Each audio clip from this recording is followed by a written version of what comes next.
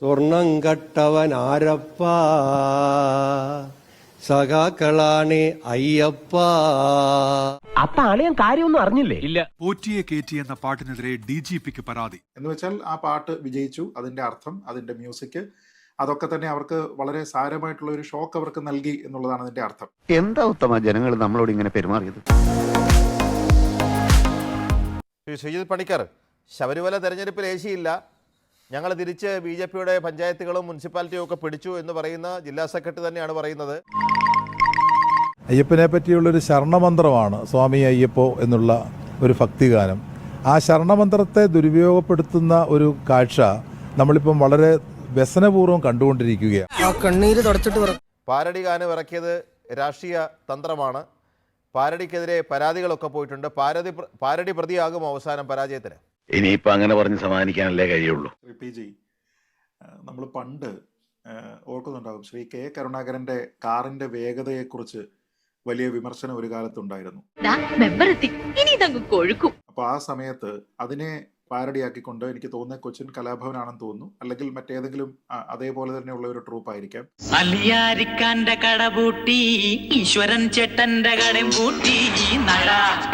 പണ്ട് ഇറക്കിയിരുന്ന ഓഡിയോ കാസറ്റുകളിൽ മന്ത്രിയെ പയ്യപ്പോ എന്ന് പറഞ്ഞിട്ട് സ്വാമിയെ അയ്യപ്പോ എന്നുള്ള അതേ ട്യൂണിൽ തന്നെ ഒരു പാരഡി പാട്ടുണ്ടാക്കിയിട്ടുണ്ടായിരുന്നു. അതിനായിട്ടായി ഒരു കൂട്ട് പോറ്റിയെ കേറ്റിയെ സ്വർണം ചെമ്പാക്കി മാറ്റിയേ എന്നുള്ള ആ ഒരു പാട്ട് ഇപ്പോൾ സമൂഹ മാധ്യമങ്ങളിലും ജെൻസി തലമുറകൾക്കിടയിലും വലിയ തരത്തിൽ തരംഗമായിരിക്കുകയാണ്. സ്വർണം കട്ടവൻ ആരപ്പ, സഖാക്കളാണ് അയ്യപ്പ. ലോഹം മാറ്റിയതാരപ്പ, സഖാക്കളാണ് അയ്യപ്പ. പോറ്റിയെ കേറ്റിയെ സ്വർണം ചെമ്പായി മാറ്റിയേ. വയലാറെഴുതുമോ ഇതുപോലെ? അപ്പൊ അത് ഇവിടെ ഏതെങ്കിലും ഹിന്ദുവിന്റെ വികാരത്തിനെ ഒന്നും തന്നെ അന്ന് വ്രണപ്പെടുത്തിയിട്ടില്ല. സാധാരണ ആൾക്കാരൊക്കെ തന്നെ ഇതിനെ അതിന്റെ സെൻസിലാണ് കാണുക. അതല്ലാതെ അദ്ദേഹം പറയുന്നത് പോലെയുള്ള ഒരു വലിയ മതവികാരം വ്രണപ്പെട്ടു എന്ന രീതിയിലത്തേക്ക് ഇതിനെ കാണുന്ന ആൾക്കാരൊന്നുമല്ല ഇവിടെ ഉള്ളത്. 100% ഞാൻ യോജിക്കുന്നു. സംസ്ഥാന സർക്കാരിനെ ആക്ഷേപഹാസ്യത്തിലൂടെ പരിഹസിക്കാൻ വേണ്ടിയിട്ട് ഇറക്കിയ പാട്ടാണ്. അത് UDF നേതൃത്വം ഏറ്റെടുക്കുകയും അത് പലതരത്തിലേക്ക് അത് ഇങ്ങനെ തരംഗമായി മാറുകയും ഒക്കെ ചെയ്തിട്ടുണ്ട്. പുറത്തിറങ്ങാൻ പറ്റാത്ത സ്ഥിതിയായല്ലോ ഈശ്വര. അദ്ദേഹത്തിനെ എത്രത്തോളം വേദനിപ്പിച്ചിട്ടുണ്ട് എന്നുള്ളതാണ് കാണുന്നത്. അതിനർത്ഥം ആ പാരഡി ഫലിച്ചു എന്നാണ്.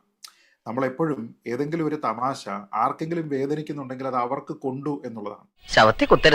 എന്ന് വെച്ചാൽ ആ പാട്ട് വിജയിച്ചു, അതിന്റെ അർത്ഥം, അതിന്റെ മ്യൂസിക്, അതൊക്കെ തന്നെ അവർക്ക് വളരെ സാരമായിട്ടുള്ള ഒരു ഷോക്ക് അവർക്ക് നൽകി എന്നുള്ളതാണ് അതിന്റെ അർത്ഥം. RDPയുടെ തൊലി ഇരിക്കുകയാണ് ഉത്തമ. അപ്പൊ അത് ഇതിന്റെ ഒരു എന്താ പറയുന്ന ഒരു ഔട്ട്ബേഴ്സ്റ്റ് എന്ന രീതിയിലത്തേക്ക് മാത്രമേ അതിനെ കാണാനായിട്ട് കഴിയുകയുള്ളൂ. അതല്ലാതെ പാരഡി പ്രതിയാകേണ്ടുന്ന ഒരു സാഹചര്യമില്ല, അങ്ങനെ ആരും കരുതുന്നുമില്ല.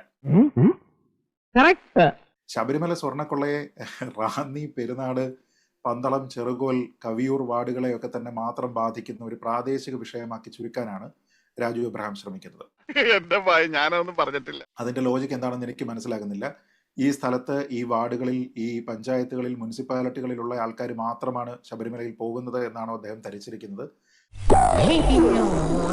രാജുവിന്റെ അങ്ങാടി പഞ്ചായത്തിലെ വാർഡിൽ LDF സ്ഥാനാർത്ഥി തോറ്റത് 84 വോട്ടിനാണ്.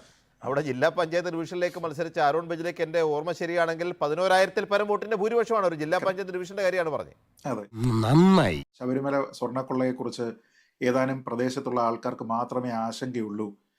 അവരെല്ലാവരും ഞങ്ങൾക്കൊപ്പമാണ്, മറ്റുള്ള ആൾക്കാരൊക്കെ തന്നെയാണ് ഇതിനെതിര് പറയുന്നത്, അതുകൊണ്ട് ഇതൊന്നും ശബരിമലയിൽ ഏൽക്കുന്നില്ല എന്നൊക്കെ പറഞ്ഞുകൊണ്ട് അദ്ദേഹം ശ്രീ MV ഗോവിന്ദൻ പറയുന്ന തരത്തിലുള്ള ചില താത്വികമായിട്ടുള്ള വിശദീകരണങ്ങൾക്കാണ് ശ്രമിക്കുന്നത്. അങ്ങനെയൊന്നുമില്ല. പക്ഷെ സത്യത്തിൽ എന്താണ് സംഭവിച്ചത് എന്നതിനെ കുറിച്ച് എല്ലാവർക്കും അറിയാം. CPIക്ക് വളരെ കൃത്യമായിട്ട് അറിയാം. CPMനെ സംബന്ധിച്ചിടത്തോളം അത് പറയാൻ ബുദ്ധിമുട്ടുണ്ട് എന്നുള്ളത് മാത്രമാണ്. കാരണം CPIക്ക് പലപ്പോഴും ഇത്തരത്തിലുള്ള കാര്യങ്ങളിലൊക്കെ അവരുടെ വ്യക്തമായിട്ടുള്ള അഭിപ്രായം പറയുന്നതിന് പ്രശ്നമില്ല. അത് പല ഘട്ടങ്ങളിലും അവർ പറഞ്ഞിട്ടുണ്ട്, അതിപ്പോഴും തുടരുന്നുണ്ട്. അതുകൊണ്ട് തന്നെയാണ് ശ്രീ MV ഗോവിന്ദനോട് ഇതിനെക്കുറിച്ച് പ്രതികരണം ചോദിക്കുന്ന സമയത്ത് അദ്ദേഹം താൻ CPMന്റെ വക്താവാണ്, അതുകൊണ്ട് CPMന്റെ കാര്യം പറയാം എന്ന് അദ്ദേഹത്തിന് പറയാൻ കഴിയുന്നതും. ശബരിമല വിഷയം എത്രത്തോളം ഈ ഒരു തെരഞ്ഞെടുപ്പിനെ ബാധിച്ചിട്ടുണ്ട് എന്നതിനെക്കുറിച്ച് മറ്റു പാർട്ടികൾക്ക് തർക്കമില്ല. അതിപ്പോൾ BJP ആയിക്കോട്ടെ, കോൺഗ്രസ് ആയിക്കോട്ടെ, ആർക്കും തർക്കമുണ്ട് എന്ന് ഞാൻ കരുതുന്നില്ല. ഇവിടെ അതിദാരിദ്ര്യം ഇല്ലാതെയാക്കി, ഇവിടെ കൂടുതലായിട്ട് റോഡുകളും പാലങ്ങളും NH-66 ഒക്കെ കൊണ്ടുവന്നു എന്നൊക്കെ പറഞ്ഞിട്ട് വികസനം ഓറിയന്റഡ് ആയിട്ടുള്ള പ്രചരണം മാത്രമാണ് CPM-ന്റെ ഭാഗത്തു നിന്നുണ്ടായിരുന്നത്. എന്നിട്ട് ഈ രീതിയിലത്തേക്കുള്ള ഒരു തിരിച്ചടി അവർക്ക് എല്ലാ സംവിധാനത്തിലും പഞ്ചായത്ത് മുതൽ കോർപ്പറേഷൻ വരെ അവർക്ക് കിട്ടിയിട്ടുണ്ട് എങ്കിൽ അതിനെ എങ്ങനെയായിരിക്കും അവർ മറ്റു രീതിയിൽ വിലയിരുത്തുക? സത്യം പറഞ്ഞാൽ CPM-നെ സംബന്ധിച്ചിടത്തോളം വികസനം ഈ തെരഞ്ഞെടുപ്പിൽ ചർച്ചയായില്ല എന്നൊരൊറ്റ ലൈനിൽ പറയുന്നതായിരുന്നു അവർക്ക് കൂടുതൽ നല്ലത്. ശബരിമല വിഷയത്തിൽ വലിയ തെറ്റിദ്ധാരണ ആൾക്കാർക്കുണ്ടായിട്ടുണ്ട് എന്ന് മാത്രം അവർ പറഞ്ഞിരുന്നുവെങ്കിൽ കുറച്ചുകൂടി രക്ഷപ്പെടാമായിരുന്നു. കേട്ടല്ലോ. ഇതിപ്പോ എന്താ ചെയ്തിരിക്കുന്നത്? ഞങ്ങൾക്ക് അനുകൂലമായിട്ട് മാത്രമേ വന്നിട്ടുള്ളൂ, ഈ സ്ഥലങ്ങളിലെ റിസൾട്ട് കാണിക്കുന്നത് അതാണ് എന്ന് പറയുമ്പോൾ നിങ്ങൾ ഈ വികസനത്തിന്റെ അജണ്ട വെച്ചിരുന്നതിനെയെല്ലാം ജനം തൂത്തെറിഞ്ഞ് കളഞ്ഞു എന്ന് മാത്രമാണ് ഇവർ പരോക്ഷമായിട്ട് സമ്മതിക്കുന്നത്.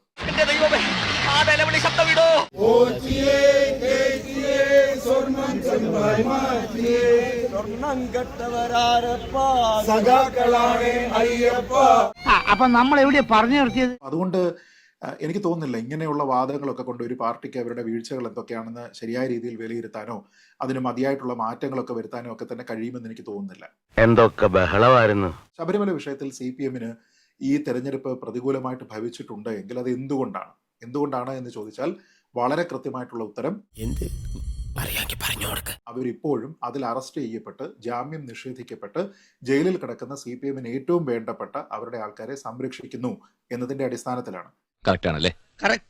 രാഹുൽ മാങ്കൂട്ടത്തിലിന്റെ കാര്യത്തിൽ എത്ര പെട്ടെന്നാണ് പാർട്ടി തീരുമാനമെടുത്തത് എന്നതിന്റെ അടിസ്ഥാനത്തിലോ പെർമനന്റ് ആയിട്ടുള്ള ഒരു ഡിസിഷൻ പാർട്ടി എടുത്തിരിക്കുന്നത് വൈകിയത് എന്നുള്ള അടിസ്ഥാനത്തിലോ ഒക്കെ തന്നെ ചർച്ചകളോ തർക്കങ്ങളോ ഒക്കെ തന്നെ ഉണ്ടായിരിക്കാം. സ്വാഭാവികം. പക്ഷേ കോൺഗ്രസിന്റെ സംസ്ഥാനത്തെ ഏറ്റവും പ്രധാനപ്പെട്ട 1-2 നേതാക്കന്മാർ ആ വിഷയത്തിൽ എടുത്തിരുന്ന സമീപനം എന്താണ്? രാഹുൽ മാങ്കൂട്ടത്തിൽ വിഷയത്തിൽ പിന്നോട്ടില്ല എന്ന് ശ്രീ VD സതീശൻ പറഞ്ഞിരിക്കുന്ന ചില പ്രസ്താവനകളുണ്ട്. ഇതൊക്കെ ആൾക്കാരോട് പെട്ടെന്ന് കണക്ട് ചെയ്യുന്ന കാര്യങ്ങളാണ്. അപ്പൊ അതുകൊണ്ട് എന്ത് ചെയ്തു?